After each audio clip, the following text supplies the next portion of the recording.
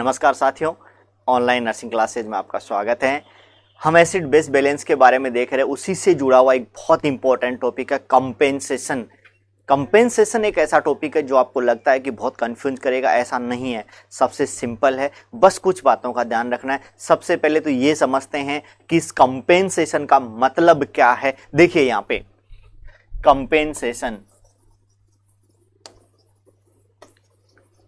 Compensation acid base balance में जब भी कंपेंसेशन की बात आती है, एक बात हमेशा ध्यान रखना, कंपेंसेशन का मतलब है जो बढ़ी हुई या घटी हुई पीएच है उसको वापस से नॉर्मल रेंज में लाना ही क्या कहलाता है, कंपेंसेशन कहलाता है। मैं एक बार फिर रिपीट करता हूं, जब भी कंपेंसेशन की बात आती है तो एक बात हमेशा ध्यान रखना, घटी या बढ़ी हुई पीएच को वापस से नॉर्मल करना ही क्या कहलाता है, कंपेंसेशन कहलाता है। नंबर एक बात याद रखना, देखिए व्हेन, लिख दीजिए इसको, when compensation has occurred, when compensation has occurred, then pH is within normal limits। आपने कहा कि जब भी कंपेंसेशन होता है इसका मतलब है तब पीएच क्या होती है, विद इन नॉर्मल रेंज में होती है, नॉर्मल होती है। देखिए नॉर्मल पीएच का क्या मतलब है, देखिए यहाँ नॉर्मल पीएच से अपन समझेंगे, क्या समझेंगे। देखिए नॉर्मल जो पीएच है आपका 7.35 टू 7.45, यानी जो आपकी घटी हुई और बढ़ी हुई पीएच है उसको वापस से अपने को किस रेंज में लानी है, 7.35 या 7.45 की रेंज में लाना है।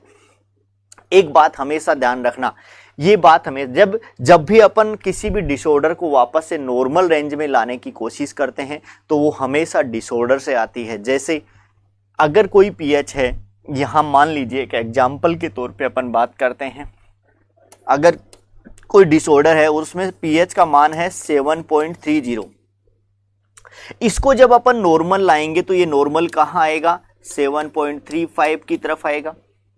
इसका मतलब है ये वाली जो है ये क्या कहलाती है, एसिडोसिस कहलाती है। तो एसिडोसिस को जब भी कंपेंसेट किया जाता है तो नॉर्मल रेंज कौन सी आएगी, 7.35। जब अपर रेंज की बात आती है, जैसे मान लीजिए 7.50 है, इसको जब नॉर्मल रेंज में लाते हैं तो ये क्या आएगा, सबसे पहले 7.45 आएगा।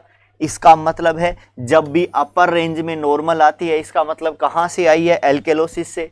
और जब लोअर रेंज में अगर नॉर्मल आती है इसका मतलब कहां से आई है, एसिडोसिस से। तो एक बात का हमेशा ध्यान रखना, यहाँ पे अगर लोअर रेंज में लोअर लिमिट में अगर नॉर्मल है पीएच, लोअर लिमिट का मतलब अगर 7.45 और लोअर लिमिट का मतलब है यहाँ 7.35, अगर 7.35 नॉर्मल आ रही है इसका मतलब अपन डिसऑर्डर को क्या मान के चलेंगे, एसिडोसिस से आया है। कहां से आया है, एसिडोसिस से। अगर अपर लिमिट में नॉर्मल है इसका मतलब है डिसऑर्डर कहां से आया, एल्केलोसिस से। तो इसको क्या डिसऑर्डर मान के चलेंगे, एल्केलोसिस। तो एक बात ध्यान रखना, अगर लोअर लिमिट में नॉर्मल आती है तो एसिडोसिस मानेंगे, और अगर अपर लिमिट में नॉर्मल आती है तो उसको क्या मानेंगे, एल्केलोसिस मानेंगे। इसी तरह से एक और बात है, देखिए 7.35, 7.40 और यहां से आगे चलते हैं 7.45।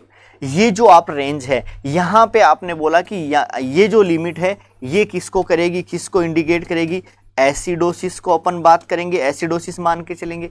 अगर ये लिमिट नॉर्मल आती है तो अपन क्या मान के चलेंगे, एल्केलोसिस अपन मान के चलेंगे। लेकिन अगर यहाँ पे ये वाली नॉर्मल आती है, 7.40 नॉर्मल मिलती है, तो अपन बोल सकते हैं यहाँ पे मिक्स्ड बोल सकते हैं, ये आपका एल्केलोसिस भी हो सकता है या एसिडोसिस भी हो सकता है। तो एक बात हमेशा ध्यान रखना, सबसे फर्स्ट पॉइंट आपने बोला था कि अगर जब भी कंपेंसेशन होता है तो पीएच क्या होती है, नॉर्मल रेंज में होती है। अगर लोअर लिमिट नॉर्मल है तो अपन एसिडोसिस से मानेंगे, और अगर अपर लिमिट नॉर्मल है तो उसको कहां से मानेंगे, एल्केलोसिस से मानेंगे। क्लियर है। अब थोड़ा और आगे चलते हैं। दूसरी बात होती है, जब भी अपन कंपेंसेशन करते हैं तो जैसा डिसऑर्डर, जैसे मान लीजिए एग्जाम्पल के तौर पे कोई रेस्पिरेटरी डिसऑर्डर है। अगर रेस्पिरेटरी डिसऑर्डर है तो अगर रेस्पिरेशन के कारण यानी CO2 के कारण अगर बैलेंस होता तो डिसऑर्डर पैदा ही नहीं होता। तो अगर रेस्पिरेटरी डिसऑर्डर होता है तो किसके द्वारा कंपेंसेट किया जाएगा, मेटाबॉलिक यानी बाइकार्बोनेट के द्वारा। और अगर मेटाबॉलिक डिसऑर्डर है तो वो किसके द्वारा कंपेंसेट किया जाएगा, CO2 के द्वारा कंपेंसेट किया जाएगा। ये क्वेश्चन भी कई बार पूछ लिया जाता है, तो एक बात हमेशा ध्यान रखना। एक और यहाँ अपन एक और बात यहाँ पर अपन लिख सकते हैं, if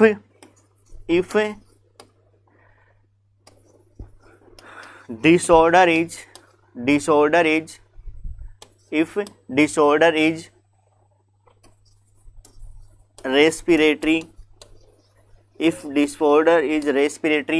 डिसऑर्डर इज रेस्पिरेटरी का मतलब है अगर रेस्पिरेटरी डिसऑर्डर है, वो चाहे कोई सा भी हो, मेटाबॉलिक हो, रेस्पिरेटरी डिसऑर्डर हो, चाहे वो एसिडोसिस हो या एल्केलोसिस हो, कोई फर्क नहीं पड़ता, रेस्पिरेटरी होना चाहिए।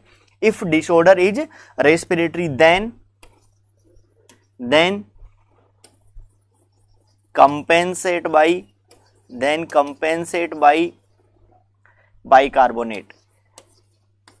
अगर डिसऑर्डर क्या है, रेस्पिरेटरी है, तो देन किसके द्वारा कंपेंसेट किया जाएगा, कंपेंसेट बाई बाइकार्बोनेट के द्वारा कंपेंसेट किया जाएगा। और इसी का एक और रूप यहां लिख सकते हैं आप, अगर डिसऑर्डर मेटाबॉलिक है, वो मेटाबॉलिक चाहे आपका एसिडोसिस हो या एल्केलोसिस हो, कोई भी हो, तो अपन यहां पर बोल सकते हैं if disorder is metabolic, then compensate by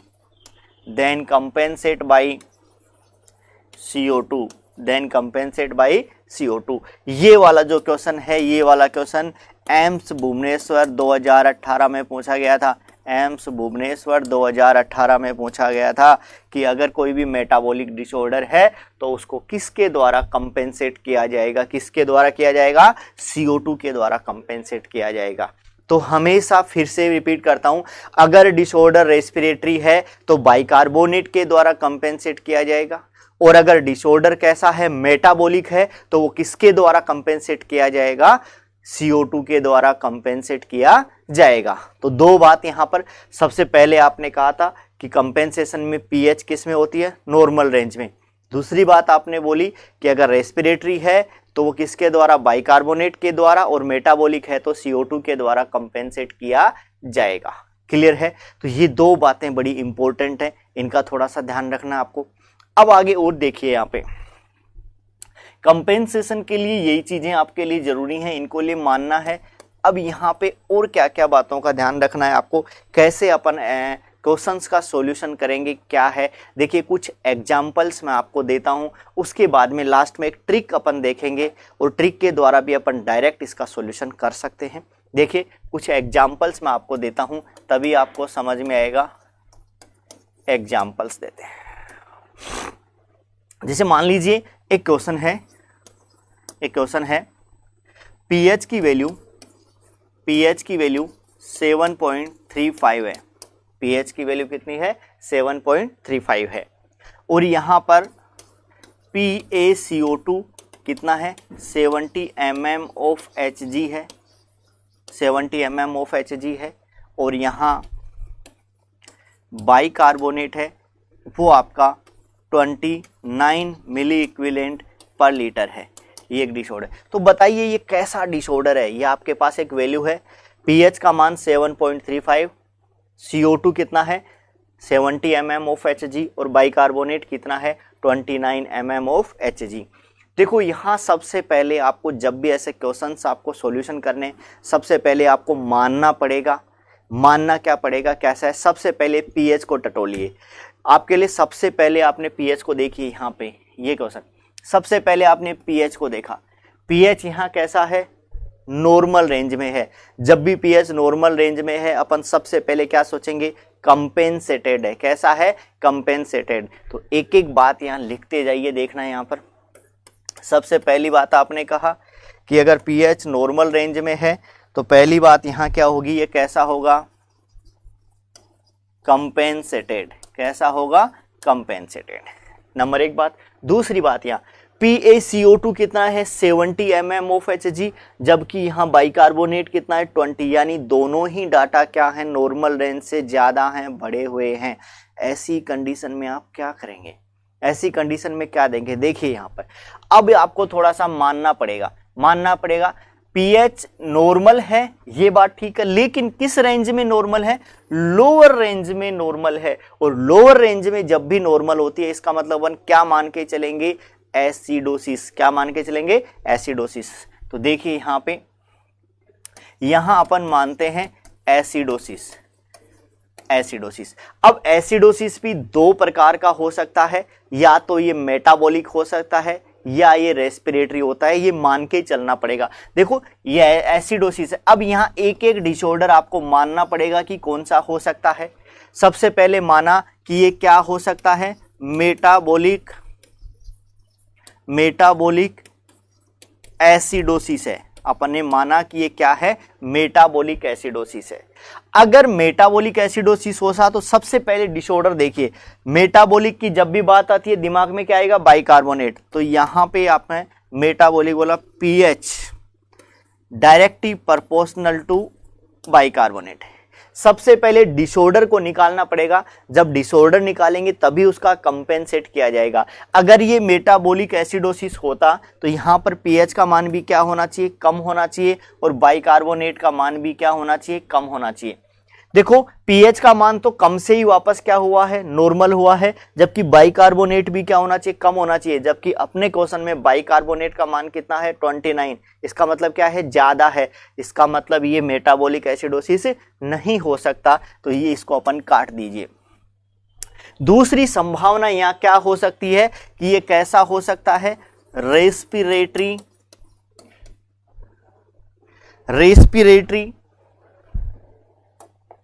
दूसरा यहां कैसा हो सकता है, रेस्पिरेटरी। तो यहां आपने कहा दूसरा क्या हो सकता है, रेस्पिरेटरी। अब रेस्पिरेटरी होगा तो देखिए, जब आप रेस्पिरेटरी की बात करते हैं तो सीधा अपन जाएंगे किस पे, पीएच और CO2 पे। तो यहां पर देखिए सबसे पहले डिसऑर्डर काउंट करते हैं, पीएच और CO2 में रिलेशन क्या होता है, ऐसा। क्लियर है। अब यहां देखिए, अगर ये रेस्पिरेटरी एसिडोसिस होता तो होता क्या, पीएच का मान क्या होता, कम होता, और जबकि CO2 का मान क्या होता है, ज्यादा। पीएच का मान तो कम ही था क्योंकि कम से ही वापस कहां आया है, नॉर्मल रेंज में आया है बढ़ के, जबकि CO2 का वैल्यू क्या है, ज्यादा है, और CO2 के द्वारा इसकी वैल्यू यानी कंपेंसेट नहीं हुआ था ये, इसीलिए डिसऑर्डर पैदा हो गया। तो CO2 का मान बढ़ा हुआ है। अपने क्वेश्चन में भी यहां पर क्या था, CO2 का मान बढ़ा हुआ था, इसका मतलब ये डिसऑर्डर हो सकता है। अब ये किसके द्वारा कंपेंसेट किया जाएगा, आपने बोला था कि अगर रेस्पिरेटरी डिसऑर्डर है तो वो किसके द्वारा कंपेंसेट किया जाएगा, किसके द्वारा, बाइकार्बोनेट के द्वारा। देखिए यहां पर बाइकार्बोनेट के द्वारा। अब यहां एक बात ध्यान रखना, जैसे कि ये रेस्पिरेटरी है, यहाँ CO2, जैसा ये CO2 बढ़ा हुआ है वैसा ही रहेगा, इसमें कोई चेंजेस नहीं आएंगे। यहां कंपेंसेट किसके द्वारा होगा, बाइकार्बोनेट के द्वारा। अब कंपेंसेट के लिए देखो क्या करना है, यहां पर पीएच का मान क्या है, घटा हुआ है, और आपको यहां कंपेंसेट करना है। इसका मतलब इस घटे हुए पीएच को वापस से कहां लाना है, नॉर्मल रेंज में लाना है। और इसको नॉर्मल रेंज में लाने के लिए, बढ़ाने के लिए इसको भी अपने को क्या करना पड़ेगा, बढ़ाना पड़ेगा। इसका मतलब है अगर अपन बाइकार्बोनेट को बढ़ाएंगे तो यहाँ पीएच का वैल्यू भी बढ़ेगा और बढ़ के वापस से कहाँ आ जाएगा, नॉर्मल की तरफ आ जाएगा। इसका मतलब ये जो आपका डिसऑर्डर है वो कैसा होगा, ये डिसऑर्डर कैसा होगा, ये ऐसा होगा। तो यहां आप देखिए, यहां आपने कहा नॉर्मल रेंज लोअर लिमिट में है, तो आपने कहा एसिडोसिस, और वो भी कैसा होगा, रेस्पिरेटरी एसिडोसिस। ये कैसा होगा, रेस्पिरेटरी एसिडोसिस। क्लियर है मेरी बात? तो आपने कहा कंपेंसेटेड विद रेस्पिरेटरी एसिडोसिस, ये आपका डिसऑर्डर पाया जाएगा। तो एक क्वेश्चन तो आपने ऐसा किया, कुछ समझ में आया? देखो हमेशा ऐसे क्वेश्चंस को सॉल्यूशन करने के लिए सबसे पहले आपको मानना पड़ेगा कि हो सकता है मेटाबॉलिक हो सकता है रेस्पिरेटरी हो, दोनों में अपने को सबसे पहले डिसऑर्डर को आइडेंटिफाई करना पड़ेगा, फिर उस डिसऑर्डर का अपन क्या करके देखेंगे, कंपेंसेशन करके देखेंगे, वो चीज आपको देख पाएगी। देखो एक दो अगर अपन क्वेश्चन करोगे आप तो आप बिल्कुल 100% आप देख लोगे। चलो एक और एग्जाम्पल देते हैं, एक और एग्जाम्पल यहां लेके चलते हैं। देखिए यहां पर क्वेश्चन नंबर 2, एक एग्जाम्पल और लेके चलते हैं। माना कि पीएच का मान 7.45 है, कितना है 7.45, PaCO2 यहां कितना है 30 mm of Hg, कितना है 30 mm of Hg, और यहां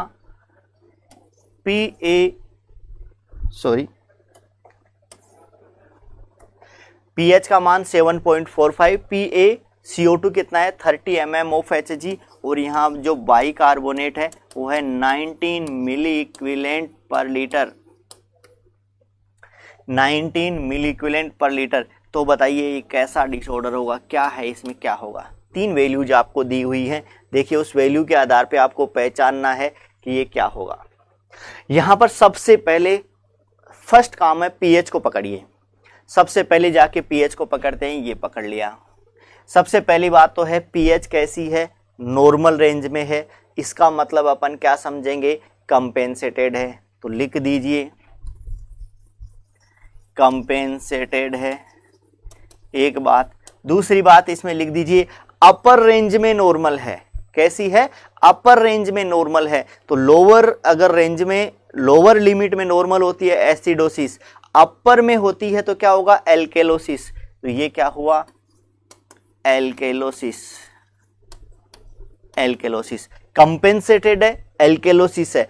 अब इसमें आपको ये नहीं पता कि ये रेस्पिरेटरी एल्केलोसिस है या फिर ये मेटाबॉलिक एल्केलोसिस है, रेस्पिरेटरी एल्केलोसिस है या ये मेटाबॉलिक एल्केलोसिस है। देखो इसको पहचानते हैं अपन, यहां थोड़ा सा मान लीजिए, यहां आपने माना कंपेंसेटेड विद एल्केलोसिस है, लेकिन कौन सा है इसका नहीं पता। अब ये कौन से का देखो पता करते हैं, यहाँ पे माना कि यहाँ पे चलते हैं, यहाँ इसको मान लीजिए ये आपने एल्केलोसिस लिखा, ये एल्केलोसिस लिखा। अब इस एल्केलोसिस की 2 कैटेगरी हो सकती हैं, या तो ये मेटाबॉलिक हो सकता है, कैसा हो सकता है मेटाबॉलिक हो सकता है, या फिर ये कैसा हो सकता है मेटाबॉलिक, या ये रेस्पिरेटरी हो सकता है। 2 संभावनाएं बनती हैं यहाँ पे, क्या बनती हैं 2 संभावनाएं बनती हैं, क्लियर है। अब देखो मान के चलते हैं, सबसे पहले मान लीजिए कि ये मेटाबॉलिक एल्केलोसिस था।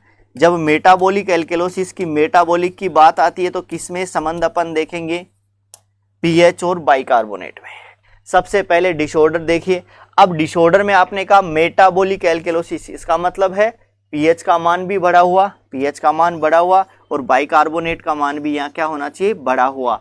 जबकि अपने क्वेश्चन में तो कितना है बाइकार्बोनेट 19 मिली इक्विवेलेंट, इसका मतलब ये बढ़ा हुआ नहीं है। जबकि अगर ये मेटाबॉलिक एल्केलोसिस होता तो यहाँ पीएच का बाइकार्बोनेट का मान कैसा होना चाहिए था बढ़ा हुआ, जो कि वो कैसा है घटा हुआ, इसका मतलब मेटाबॉलिक डिसऑर्डर नहीं है। यहाँ देखिए इसको मानते हैं पर रेस्पिरेटरी, माना कि ये रेस्पिरेटरी एल्केलोसिस है, कैसा है रेस्पिरेटरी एल्केलोसिस। तो देखिए यहाँ पर पीएच, और जब रेस्पिरेटरी का नाम आएगा तो अपन किस पे चलेंगे, CO2 पे चलेंगे। देखिए डिसऑर्डर क्या है रेस्पिरेटरी एल्केलोसिस, इसका मतलब है पीएच का वैल्यू बढ़ा हुआ और CO2 का वैल्यू क्या है कम है, क्लियर है। तो आपने क्वेश्चन में क्या है पीएच का मान नॉर्मल है, लेकिन नॉर्मल भी कहां से बढ़ा हुआ है, वहां से नॉर्मल, तो अपर लिमिट से नॉर्मल है, इसका मतलब ठीक है। और CO2 का मान क्या है कम है, जबकि क्वेश्चन में भी क्या है कम है, तो ये जैसा है वैसा ही रहेगा। अब ऐसे डिसऑर्डर का कंपेंसेशन किसके द्वारा किया जाएगा, बाइकार्बोनेट के द्वारा। अब देखो अपर लिमिट में पीएच का मान, अब डिसऑर्डर में यह है कि पीएच का मान क्या है बढ़ा हुआ है, अब बढ़ा हुआ है तो अपर लिमिट से अबोव है, इसको वापस से कहां लाना है, नॉर्मल में लाना है। कहां लाना है, नॉर्मल में। इसके लिए इसको घटाना पड़ेगा, तो इसको अगर मैं इधर बाइकार्बोनेट को घटा दूं, इधर बाइकार्बोनेट को घटा दूं, तो ये बढ़ी हुई पीएच वापस से क्या हो जाएगी, कम हो जाएगी, क्योंकि ये इसके डायरेक्टली प्रोपोर्शनल है। इसका मतलब है पीएच को नॉर्मल लाने के लिए इसको घटाना पड़ेगा, तो बाइकार्बोनेट भी यहाँ पर क्या होगा, घटा, तो बाइकार्बोनेट घटेगा यहाँ, तो पीएच का मान भी क्या हो जाएगा, घट के कहाँ आ जाएगा, नॉर्मल आ जाएगा। इसका मतलब ये डिसऑर्डर सही है। क्यों, क्योंकि पीएच यहाँ घट के नॉर्मल में है, CO2 भी घटा हुआ है और बाइकार्बोनेट भी घटा हुआ है, इसका मतलब ये सही है। तो इसका मतलब ये कैसा होगा, रेस्पिरेटरी एल्केलोसिस विद कंपेंसेटेड। तो यहां मैं लिख सकता हूं वापस से, कंपेंसेटेड एल्केलोसिस कैसा होगा, रेस्पिरेटरी, कैसा होगा, रेस्पिरेटरी एल्केलोसिस। क्लियर है। तो आपने कहा कंपेंसेटेड विद एल्केलोसिस कौन सा होगा, रेस्पिरेटरी। ये आपका सेकंड एग्जाम्पल था। कुछ समझ में आया होगा आपको। देखिए एक और एग्जाम्पल देता हूं, यहां पर कुछ एग्जाम्पल और देते हैं, उसके बाद में आपको डायरेक्ट ट्रिक बता दूंगा।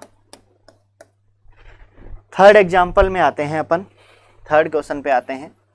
अगर पीएच का मान, पीएच का वैल्यू 7.35 है, कितना है, 7.35। यहां PaCO2 कितना है, PaCO2 30 mm of Hg, 30 mm of Hg, जबकि यहां बाइकार्बोनेट जो है, बाइकार्बोनेट जो है वो बाइकार्बोनेट कितना है, बाइकार्बोनेट यहां 19 मिली इक्विवेलेंट पर लीटर है। ये देखिए ये क्वेश्चन है आपके पास जिसका पीएच का मान 7.35 है, यहाँ पर PaCO2 कितना है, 30 mm ऑफ Hg, बाइकार्बोनेट कितना है, 19 मिली इक्विवेलेंट पर लीटर है। क्लियर है। अब आपको ये देखना है कि ये कैसा डिसऑर्डर है, ये कैसा डिसऑर्डर है, कैसा डिसऑर्डर है। देखिए यहाँ कैसा डिसऑर्डर। सबसे पहले जब भी आप ऐसे क्वेश्चंस करते हैं, मैंने कहा सबसे पहले पीएच के पास जाइए, पीएच के पास चलते हैं। चलो ये पीएच के पास चले गए, पीएच कैसा है यहाँ पे, नॉर्मल रेंज में, लेकिन किसमें, लोअर लिमिट में नॉर्मल है। जैसे ही नॉर्मल पीएच देखिए तुरंत लिख दीजिए आप यहाँ पे क्या, कंपेंसेटेड। क्या लिख देंगे, कंपेंसेटेड। अगर ये कंपेंसेटेड आपने बोला, फिर आपने दूसरा कहा लोअर लिमिट में नॉर्मल है, तो तुरंत अपन जाएंगे कहां से, हो सकता है एसिडोसिस से। तो दूसरा यहां क्या होगा, एसिडोसिस, एसिडोसिस। तो दो चीजें तो आपके पास आ गई, कंपेंसेटेड आ गया और एसिडोसिस आ गया। लेकिन अब आपको ये नहीं पता कि ये मेटाबॉलिक है या ये रेस्पिरेटरी है। देखो इसको देखने के लिए अपने को मानना पड़ेगा, थोड़ा सा यहाँ पर मानते हैं। सबसे पहले अपन डिसऑर्डर की बात करते हैं। कैसा डिसऑर्डर होगा, एसिडोसिस। कैसा है, एसिडोसिस। अब एसिडोसिस में दो बातें आपके पास हैं, या तो ये कैसा होगा, रेस्पिरेटरी होगा। कैसा होगा, रेस्पिरेटरी। या फिर ये दूसरा कैसा होगा, यहां ये दूसरा कैसा होगा, मेटाबॉलिक। देखिए यहां दूसरा कैसा हो सकता है, मेटाबॉलिक। सबसे पहले आपको डिसऑर्डर मान के चलना पड़ेगा। मान लीजिए कि ये कैसा है, रेस्पिरेटरी एसिडोसिस है। रेस्पिरेटरी का जब नाम आते हैं एसिडोसिस का, तो अपन संबंध किस में देखेंगे, पीएच और किस में देखेंगे, CO2 में। इसमें देखेंगे पीएच और CO2 में। यहाँ रेस्पिरेटरी एसिडोसिस का मतलब है पीएच का वैल्यू क्या है, कम है, और CO2 का वैल्यू क्या है, ज्यादा है। आपके क्वेश्चन में देखिए, यहाँ पे क्वेश्चन में यहाँ CO2 की वैल्यू कितनी है, 30 mm ऑफ Hg। इसका मतलब वैल्यू क्या है, कम है। वैल्यू क्या है, कम। जबकि यहाँ अगर ये रेस्पिरेटरी एसिडोसिस होता तो CO2 की वैल्यू क्या होनी चाहिए थी, ज्यादा होनी चाहिए थी। इसका मतलब ये रेस्पिरेटरी तो नहीं है। दूसरा यहाँ देख लीजिए, मेटाबॉलिक। दूसरा देखिए, मेटाबॉलिक। मेटाबॉलिक की अगर बात करें तो यहाँ सबसे पहले डिसऑर्डर जानिए। डिसऑर्डर जानने के लिए अपने को मेटाबॉलिक का नाम लेते ही बस एक ही चीज जबान पे आनी चाहिए, वो क्या है, पीएच और बाइकार्बोनेट। क्या आना चाहिए, पीएच और बाइकार्बोनेट। देखिए यहाँ पीएच और बाइक, अगर ये मेटाबॉलिक एसिडोसिस होता तो इसमें क्या होता, पीएच का मान क्या है, कम होता और बाइकार्बोनेट का मान भी कम होता।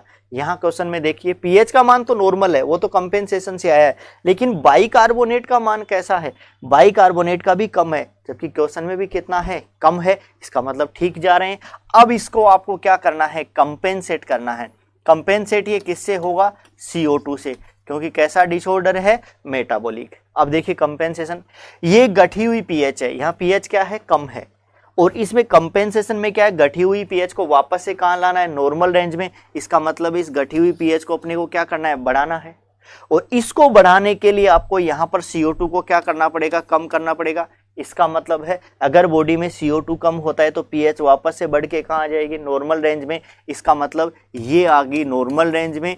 बाइकार्बोनेट जैसा है वैसा ही रहेगा, इस पे कोई प्रभाव नहीं पड़ना। ये मतलब घटा हुआ है तो घटा हुआ रहेगा, जबकि यहाँ CO2 भी क्या है, गठी हुई। तो ये देख लीजिए, तो यहाँ आप इसमें कैसा डिसऑर्डर होगा, एसिडोसिस कैसा होगा, मेटाबॉलिक। तो देखिए यहाँ पे क्या था, यहाँ आपने देखा पीएच, CO2 भी कैसी है, गठी हुई, बाइकार्बोनेट भी कैसा है, घटा हुआ। तो ये एसिडोसिस भी कैसा होगा, मेटाबॉलिक।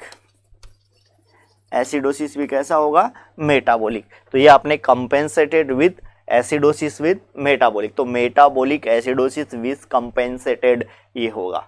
क्लियर है, समझ में आ रहा है कुछ। देखिए आगे, यहाँ एक और एग्जांपल देता हूं मैं आपको। अगर आप एग्जाम्पल से थोड़ा, लास्ट में आपको मैं एक ट्रिक बता दूंगा, वहां से आप डायरेक्ट भी कर सकते हैं। एक और एग्जाम्पल लिखिए, क्वेश्चन नंबर 4। क्वेश्चन नंबर 4 यहां बात करते हैं, पीएच का वैल्यू 7.45, पीएच का वैल्यू 7.45। यहां पे PaCO2 70 mm ऑफ Hg, कितना है, 70 mm ऑफ Hg, और बाइकार्बोनेट आपका है 33 मिली इक्विवेलेंट पर लीटर। ये आपके पास एक डिसऑर्डर है जिसमें पीएच का मान देखिए क्या है, कैसा है, आप थोड़ा सा समझिए। तो आपने बोला पीएच का मान कितना है, 7.45, PaCO2 कितना है, 70 mm ऑफ Hg, बाइकार्बोनेट कितना है, 33 मिली इक्विवेलेंट पर लीटर। तो बताइए कैसा डिसऑर्डर होगा। देखिए सबसे पहले ऐसे डिसऑर्डर को सॉल्यूशन करने के लिए मैंने पहले भी बोला है, सबसे पहले पीएच के पास चलते हैं। ये आपका पीएच है, पीएच कैसा है, नॉर्मल रेंज में। आंख बंद करके जैसे ही नॉर्मल रेंज आता है, एक वर्ड डाल दीजिए यहां पर, कंपेंसेटेड। क्या डालेंगे, कंपेंसेटेड। दूसरा देखिए यहां पर अपर लिमिट में नॉर्मल है, कैसा है, अपर लिमिट में। मैंने कहा था लोअर लिमिट में नॉर्मल है तो क्या बोलेंगे, एसिडोसिस से आया है। अगर अपर लिमिट में नॉर्मल है तो कहां से आया है, एल्केलोसिस से। तो दूसरी बात भी यहां लिख दीजिए, एल्केलोसिस। क्या लिख देंगे, एल्केलोसिस। क्लियर है। अब आपको ये पता नहीं है कि ये मेटाबॉलिक है या फिर ये रेस्पायरेटरी है। इसको बनाने के लिए, देखने के लिए अपने को मानना पड़ेगा थोड़ा सा। देखो मान के देखते हैं, ये आपका एल्केलोसिस है, ये आपका एल्केलोसिस है। इस एल्केलोसिस में दो संभावनाएं बनती हैं, दो संभावनाएं बनती हैं। या तो ये कैसा हो सकता है, रेस्पायरेटरी हो सकता है, या ये कैसा हो सकता है, मेटाबॉलिक हो सकता है। देखो ये क्या है, इसको ध्यान देते हैं। अगर ये रेस्पायरेटरी है तो सबसे पहले डिसऑर्डर देखो ये कैसा होगा, रेस्पायरेटरी एल्केलोसिस। जब भी रेस्पायरेटरी नाम आएगा डायरेक्टली कहां जाएंगे, पीएच, और किस पे जाएंगे, CO2 पे। ऐसा रिलेशन है। देखिए यहाँ पे रेस्पायरेटरी एल्केलोसिस अगर ये होता तो क्या होता, पीएच का वैल्यू तो बढ़ा हुआ और यहाँ पर CO2 का वैल्यू घटा हुआ।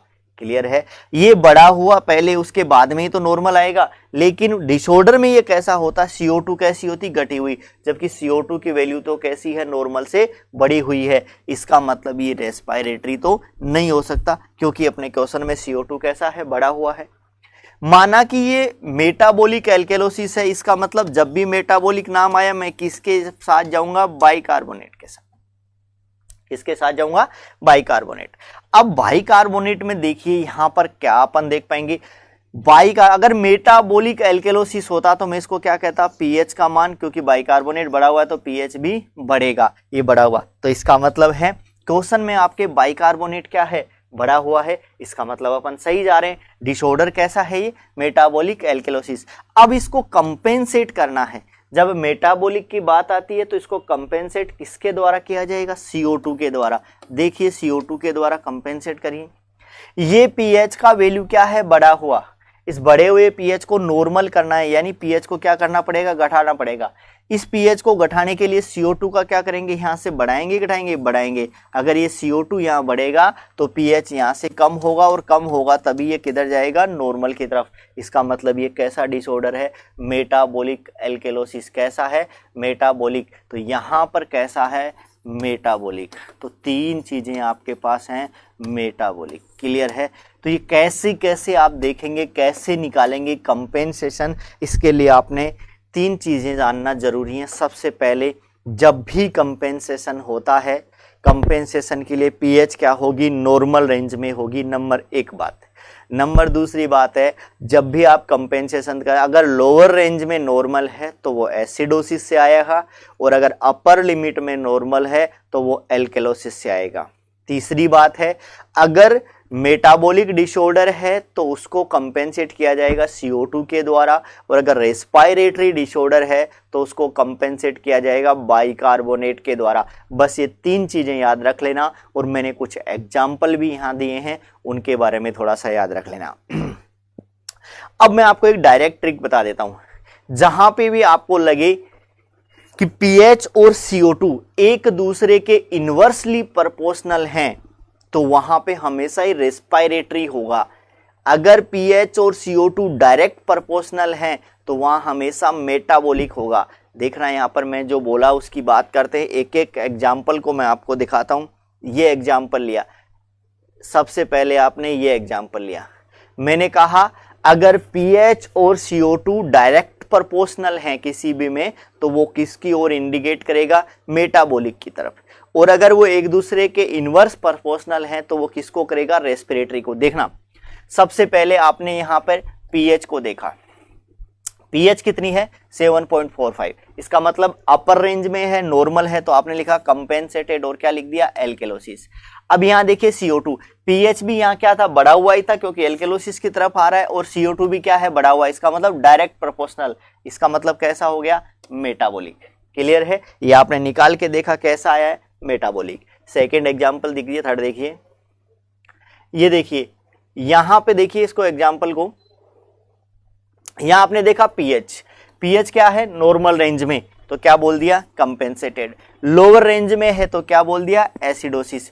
पीएच और CO2 देखना, पीएच कहां से, कम से ही थी, अरे कम की तरफ ही थी, और यहां पे CO2 भी क्या है, CO2 भी क्या है, कम है, तो डायरेक्ट प्रोपोर्शनल, पीएच भी कम था और CO2 भी कम है, डायरेक्ट प्रोपोर्शनल हो गए। इसका मतलब ये कैसा हुआ, मेटाबॉलिक। इसको अपन ने यहाँ पे किया था कि ये मेटाबॉलिक कैसे निकला, क्लियर है, तो आपने ये कह दिया मेटाबॉलिक। देखिए यहाँ पर थोड़ा सा और नीचे करिए इसको, थर्ड जो एग्जाम्पल है आपका, थर्ड एग्जाम्पल, सेकेंड एग्जाम्पल देखते हैं। यहां पर देखिए पीएच का वैल्यू कितना था, 7.45। कितना था, 7.45। 7.45 में देखिए यहां पे, जबकि यहां जैसे ही नॉर्मल है कंपेंसेटेड है, अपर लिमिट में नॉर्मल है, क्या हुआ, एल्केलोसिस। पीएच और CO2 में देखिए, पीएच यहां क्या है, पहले 7.45, इसका मतलब बढ़े हुए से नॉर्मल है, बढ़ा हुआ, जबकि CO2 यहां क्या है, कम है। तो CO2, पीएच बढ़ा हुआ और CO2 कम है, एक दूसरे कैसे हुए, इनवर्स प्रोपोर्शनल, तो कैसा हो गया, रेस्पिरेटरी। ये अपन ने डायरेक्ट देख सकते हैं, रेस्पिरेटरी हो गया। इसको सबसे फर्स्ट एग्जांपल देख लीजिए, फर्स्ट एग्जांपल आपने कहा, ये फर्स्ट एग्जांपल है। यहां सबसे पहले आपने कहा पीएच, पीएच कितना है, 7.35। इसका मतलब नॉर्मल रेंज में, कंपेंसेटेड, ये आपने कंपेंसेटेड लिख लिया। लोअर लिमिट में नॉर्मल है, डायरेक्ट लिख दीजिए क्या, एसिडोसिस। क्या होगा, acidosis.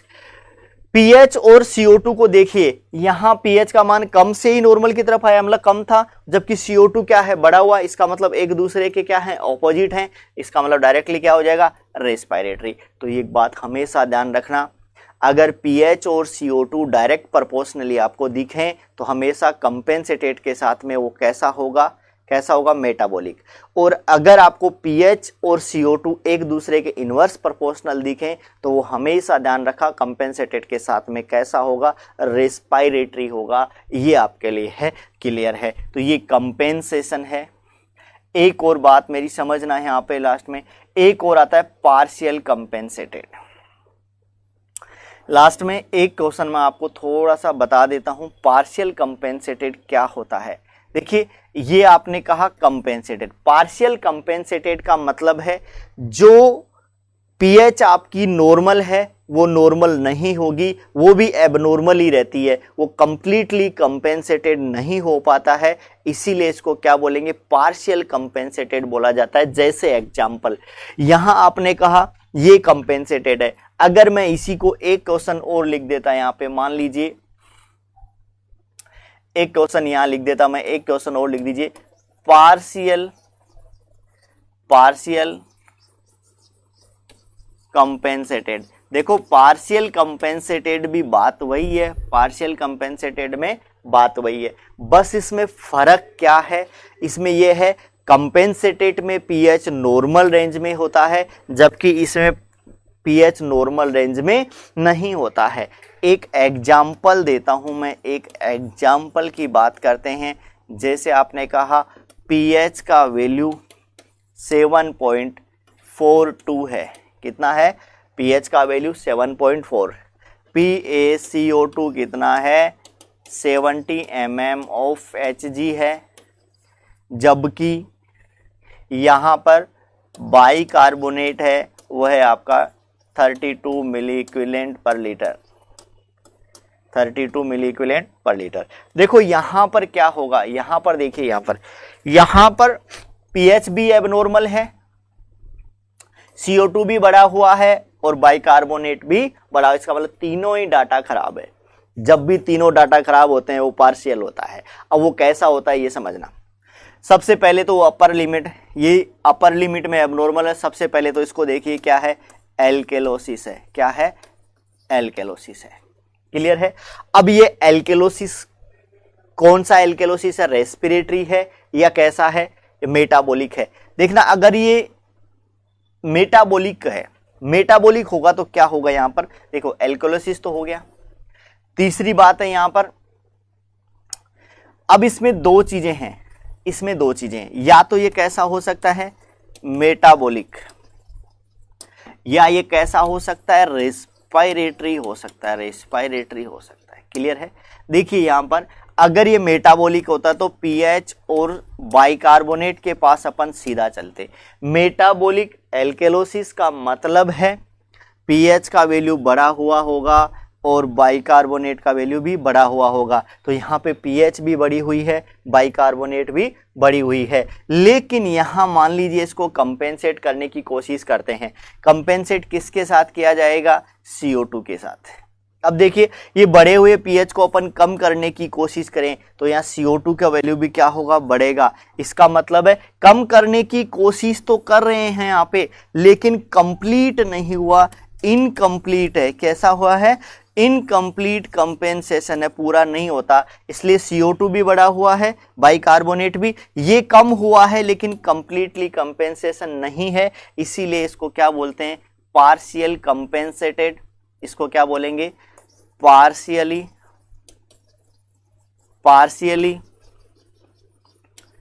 Compensated with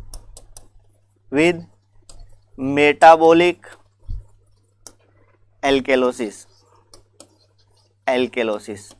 partially compensated with metabolic alkalosis. तो पार्शियल का मतलब है तीनों ही डाटा क्या होंगे, खराब होंगे, या तीनों ही डाटा क्या होंगे, बदले हुए होंगे, चेंज होंगे, वो पार्शियल कहलाएगा। तो ये आपका एक इंपॉर्टेंट टॉपिक था जिसको आपने बोला क्या, कंपेंसेशन कैसे किया जाता है, क्लियर है। Okay, thank you. अब अपन देखते हैं इसके अलावा एक और एक इंपॉर्टेंट टॉपिक है, यहाँ से थोड़ा सा रिलेटेड है। देखिए यहाँ पे थोड़ा सा एक टॉपिक आता है आपके पास, एनाइन गैप, एक टॉपिक आता है यहाँ एनाइन गैप। इस एनाइन गैप से रिलेटेड कई बार एग्जाम में क्वेश्चन पूछा गया है, बड़ा इंपॉर्टेंट है, छोटा सा। देखो एनाइन गैप का मतलब क्या होता है, जो मिजर्ड एनाइन होते हैं, मिजर्ड कैटाइन और मिजर्ड एनाइन का जो डिफरेंस होता है वही क्या कहलाता है, एनाइन गैप कहलाता है। अपने का डिफरेंस बिटवीन मेजर्ड कैटाइन और मेजर्ड एनाइन का जो डिफरेंस है वो क्या कहलाता है, एनाइन गैप। अब मेजर्ड कैटाइन की बात करेंगे जैसे सोडियम और पोटेशियम है, मेजर्ड एनाइन की बात करेंगे, एनाइन में क्लोराइड है आपका और क्या है, बाइकार्बोनेट है, तो ये क्या कहलाएंगे, मेजर्ड एनाइन कहलाएंगे। तो अपन कह सकते हैं यहाँ पर इसका डेफिनेशन अगर मैं देना चाहूँ तो मैं कह सकता हूँ डिफरेंस बिटवीन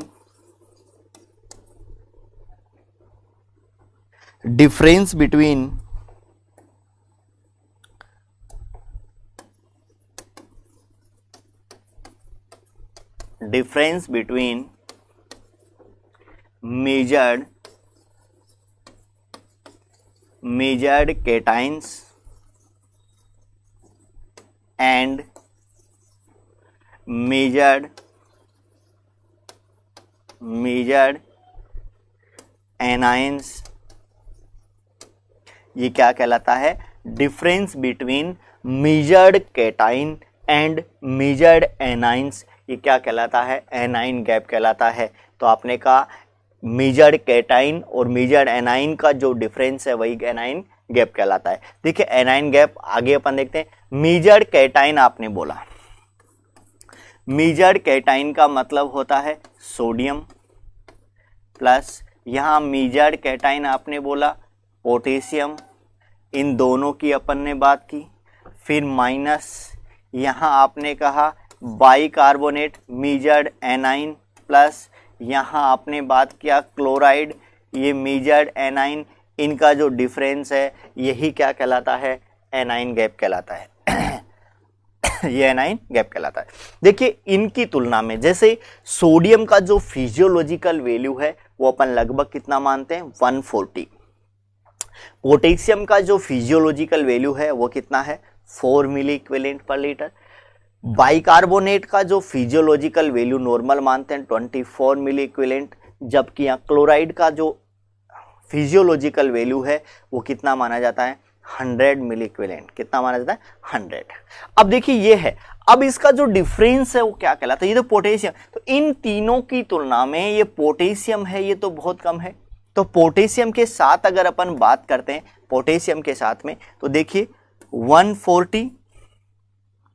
140 प्लस यहाँ कितना हुआ 4, यहाँ कितना हुआ 4 माइनस यहाँ 24 प्लस ये क्लोराइड कितना है 100, ये आपका ये है, ठीक है। तो ये कितना हो गया 144 और ये कितना हो गया 124, और इसका जो आपको लगभग एवरेज यहाँ कितना आया 20 मिली इक्विवेलेंट पर लीटर, ये 20 आया। और इसकी जो रेंज होती है वो कितनी होती है, 10 to 20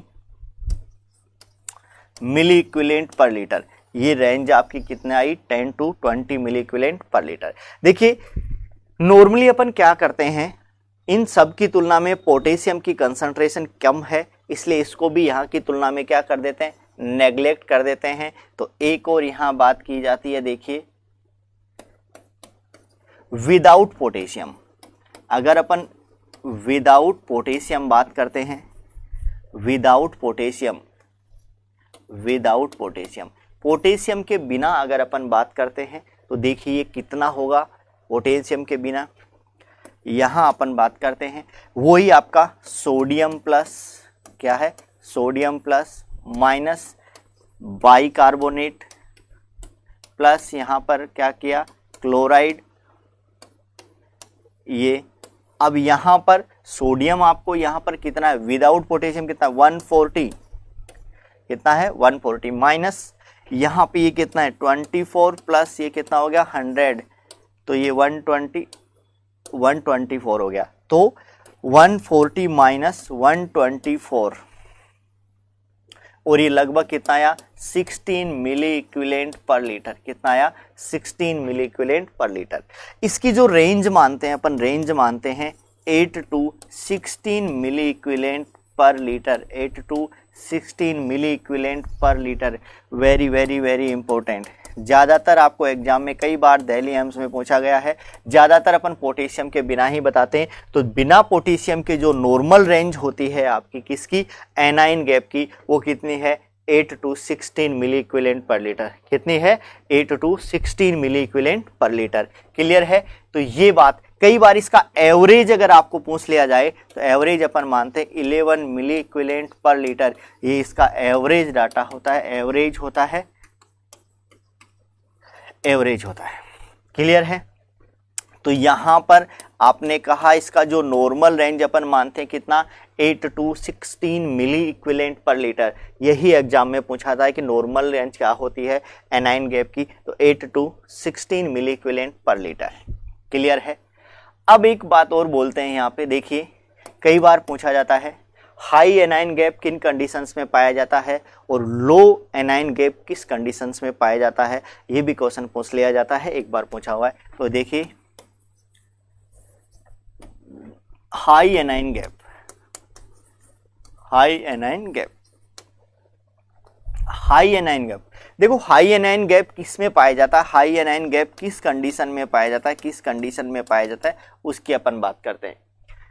metabolic acidosis, high anion gap किस में देखने को मिलता है, metabolic acidosis, metabolic acidosis, metabolic acidosis की कंडीशन में आपको क्या देखने को मिलेगा, हाई एनाइन गैप देखने को मिलेगा, हाई एनाइन। अब हाई एनाइन गैप कैसे देखने को मिलेगा, देखना यहां आपने बोला था, यहां आपने कहा sodium, sodium minus bicarbonate plus यहाँ क्या था क्लोराइड, यहाँ क्या था क्लोराइड, यहाँ क्लोराइड, ये था। अब देखिए यहाँ पर ये वैल्यू मान लीजिए अपने 140 है, यहाँ पे बाइकार्बोनेट नॉर्मल से क्या हो गया, कम हो गया। अब नॉर्मल से मान लीजिए 24 था और 24 की जगह यहाँ पर मेटाबॉलिक एसिडोसिस है, इसका मतलब ये कितना हो गया 20 हो गया। जैसे ही ये 20 और ये 100 तो 120 हो गया, और वैसे ये 124 होता तो 120 जैसे ही हुआ तो इसमें से कितना हो गया 20, वैसे कितना होता 16, तो यहाँ 20 आ रहा है, इसका मतलब क्या है मेटाबॉलिक एसिडोसिस। यानी ये जैसे ही ये कम होगा तो ये वैल्यू अपने आप क्या हो जाएगी, बढ़ जाएगी, एनाइन गैप क्या हो जाएगा, बढ़ जाएगा। इसका मतलब मेटाबॉलिक एसिडोसिस में क्या पाया जाता है, हाई एनाइन गैप, क्या पाया जाता है, हाई एनाइन गैप। एक बात। दूसरा यहां पे, दूसरा देखिए लो एनाइन गैप, दूसरा देखिए लो एनाइन गैप क्या होता है, लो एनाइन गैप क्या होता है, लो एनाइन गैप क्या है। लो एनाइन गैप किसकिन कर में, हाइपो एल्बुमिनिया की कंडीशन में पाया जाता है। किसकी कंडीशन में, हाइपो एल्बुमिनिया की कंडीशन में। देखिए लो एनाइन गैप किन किन कंडीशन में, हाइपो एल्बुमिनेमिया, हाइपो एल्बुमिनेमिया, या फिर ये किस कंडीशन में पाया जाता है, nephrotic syndrome, nephrotic syndrome, nephrotic syndrome में multiple myeloma, multiple myeloma, multiple myeloma, liver cirrhosis, liver cirrhosis, liver सिरो, इन सब कंडीशंस में क्या पाया जाता है, लो एनाइन गैप पाया जाता है, लो एनाइन गैप पाया जाता है। एग्जाम्पल देता हूं मैं, मान लीजिए हाइपो एल्बुमिनिया, इसको समझाते हैं। हाइपो एल्बुमिनिया क्या है, हाइपो एल्बुमिनिया का मतलब है एल्बुमिन की क्या हो गई, कमी हो गई। प्लाज्मा में एल्बुमिन की कमी का मतलब क्या है, यहां पर आप देखिए अगर प्लाज्मा में एल्बुमिन की कमी होगी, प्लाज्मा का एल्बुमिन कैसा होता है, एक नेगेटिव चार्ज प्रोटीन होता है। कैसा होता है, नेगेटिव चार्ज प्रोटीन होता है। जैसे ही नेगेटिव चार्ज प्रोटीन की यहाँ कमी होगी तो तुरंत यहाँ से सेल के अंदर से बाइकार्बोनेट क्या हो जाएगा, प्लाज्मा में आ जाएगा, और बाइकार्बोनेट प्लाज्मा, तो बाइकार्बोनेट की कंसंट्रेशन क्या होगी, बढ़ेगी। जैसे ही बाइकार्बोनेट और क्लोराइड आयरन की कंसंट्रेशन बढ़ेगी तो एनाइन गैप क्या हो जाएगा, कम हो जाएगा। तो ये अपन ने कहा लो एनाइन गैप इन कंडीशंस में पाया जाता है। ये इसके एग्जाम्पल हैं। कई बार यहाँ पर भी एग्जाम में क्वेश्चन पूछा जाता है, तो थोड़ा सा ध्यान रखना। क्लियर है। तो ये अपन कई बार यहाँ से देखते हैं तो ये क्या होता है, इसको क्या है, इसके बारे में अपन ने देखा। अब देखिए, अगर अपन एक और कई बार एक छोटा सा क्वेश्चन पूछ लिया जाता है, एनाइन गैप का जो मेजरमेंट करते हैं, एनाइंस का मेजरमेंट, एनाइन गैप का मेजरमेंट में जैसे एनाइंस का मेजरमेंट किसके द्वारा किया जाता है, क्लोरीमीट्री मेथड के द्वारा, जबकि कैटाइंस का जो मेजरमेंट किया जाता है वो फोटोमीट्री के द्वारा। The measurement of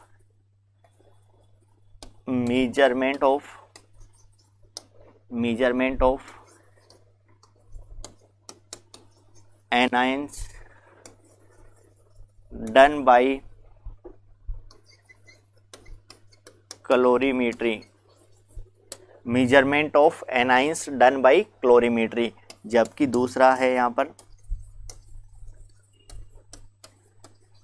measurement of cations done by photometry. अगर आपको कई बार छोटा मोटा क्वेश्चन डाल दे तो थोड़ा सा ध्यान रखना, एनाइंस का जो एनाइंस है उनका मेजरमेंट किसके द्वारा, क्लोरीमेट्री मेथड के द्वारा किया जाता है, जबकि आपके कैटाइंस का है वो किसके द्वारा, फोटोमेट्री के द्वारा किया जाता है। तो आपने देखा, अपन ने एक छोटा सा टॉपिक यहाँ देखा, एनाइन गैप क्या होता है। तो जो मेजर्ड कैटाइन और मेजर्ड एनाइन है, इनका जो डिफरेंस होता है वही एनाइन गैप होता है। अब इसमें नॉर्मल जो वैल्यू है बिना पोटेशियम के ही माने जाते हैं, तो कितना होगा, 8 से 16 मिली इक्विवेलेंट पर लीटर होता है। High anion gap metabolic acidosis में पाया जाता है, लो एनाइन गैप नेफ्रोटिक सिंड्रोम है, हाइपोएल्यूमिनिया है, लिवर सिरोसिस है, इंटेस्टाइनल ऑब्स्ट्रक्शन है, इन सब कंडीशंस में पाया जाता है। तो आपने सबसे पहला टॉपिक देखा कंपेंसेशन क्या होता है, और दूसरा एनाइन गैप क्या होता है। ये आपका एसिड बेस बैलेंस और साथ में एनाइन गैप कंप्लीट है। Okay, thank you.